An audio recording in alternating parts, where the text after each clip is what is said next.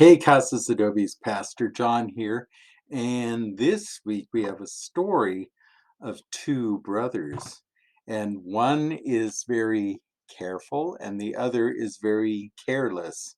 And you may have heard this story. Sometimes it's called a prodigal son, but it really isn't about a wandering son. It's more about a loving father and two brothers and how they approach life. So the first brother comes up to his dad and he says, "Hey, Dad, you know the money that I'm going to get when you die? Um, can I have it now? Because I want to go out on my own." And so the father is willing to give him a chance. He says, "Okay, here it is." And the young man goes out and starts having fun. He's like, "Woohoo, I got all this money. Look at me. I'm going to Vegas. I'm having lots of good time." And what happens in Vegas stays in Vegas. And so did all of his money. All of his money just disappeared. And all of those friends that he thought he had, nope, all gone.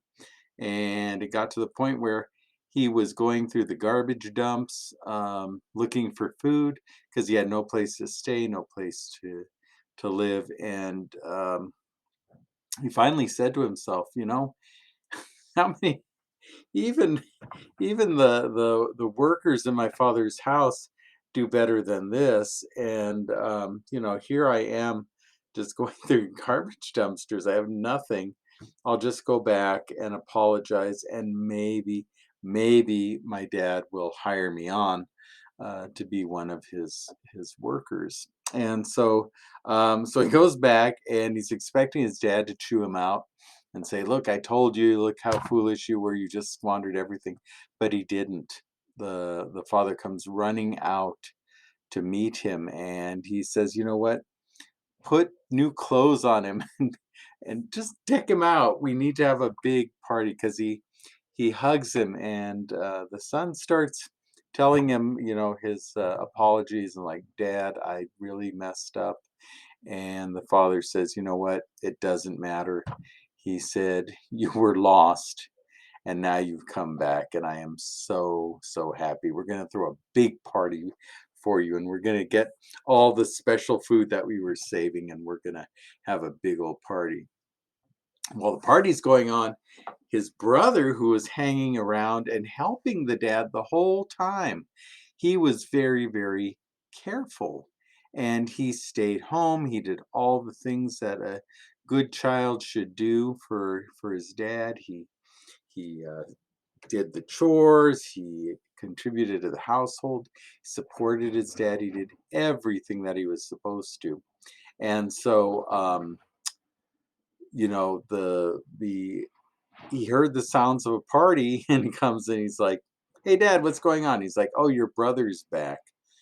And he gets mad. He says, "That careless, good for nothing is back, and you give him a party while I've been working here the whole time and you haven't even given me a sandwich." And the father says, "You're missing the point." He said, "Your brother was lost and now he's come back, and I'm so happy he's come back. You've always been here. You've always been with me. There's nothing to be afraid of.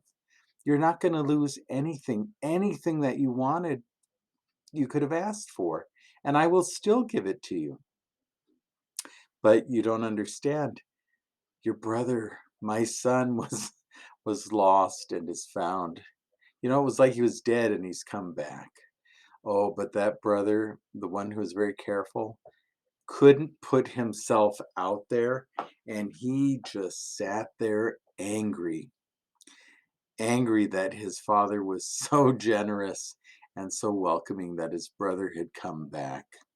And so this story just reminds us, do we live in a place where we just squander whatever we have and just are not careful with it, or are we so careful that we're afraid and that anything that somebody uh, has, we think it's a threat to us?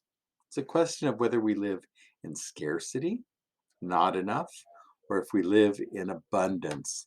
Because I love what the dad says, you know, What I have is yours, and it always has been.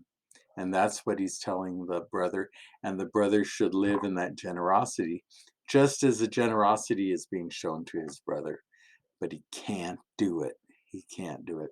So Jesus ends the story with the brother sitting outside, angry, bitter, and begrudging his father and his brother for the generous world that they could live in.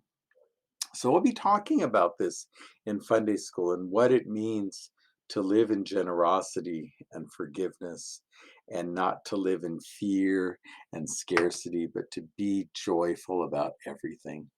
So it's going to be a great lesson. Mr. Patrick is teaching, so I hope that you will be there. In the meantime, as always, be safe, be well, be a blessing, and don't pout because you're living in being overly careful and scarce, but be joyful in everything. All right. Peace.